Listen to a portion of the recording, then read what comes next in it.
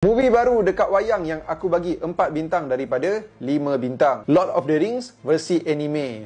Pelik kan? Tapi dia bukanlah remake ataupun remake daripada movie-movie ataupun series yang sebelum ni. Dia story yang baru. The Lord of the Rings, The War of Rohirrim. So, kena marathon dulu ke movie-movie Lord of the Rings yang sebelum ni?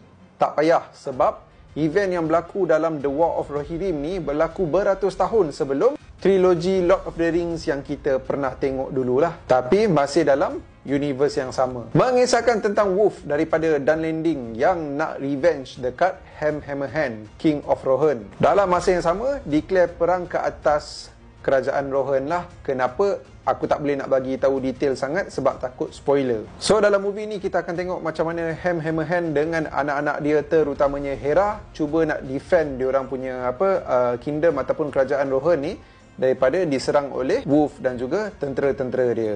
Untuk The Lord of the Rings, The War of Rohirrim ni, aku suka almost everything. Story best, character works baik, background music pun nice. Ada juga background music yang mengingatkan kita kepada movie Lord of the Rings dulu. Easter egg pun ada. Lord of the Rings mah mestilah ada walaupun sikit. Cumanya aku kurang sikit dekat first half of the movie. Sebab first half of the movie tu aku perasan yang dia punya animation tak berapa nak smooth. Lepas tu bila part perang waktu malam agak gelap. So macam ada je yang macam tak berapa nak nampak dengan jelas. And then dia punya voice actor English ikutkan biasanya consider original tau. Sebab dia bukan buat versi Japan lepas tu dubbing English. Tak. Tapi rasa macam tak original. Cumanya tak adalah teruk mana. Ada certain part lah macam over sikit. Cumanya aku baru dapat info online yang diorang ada buat dubbing untuk Japanese punya market. So dubbing dalam bahasa Jepun. Dan dengar cerita animation dia lagi smooth.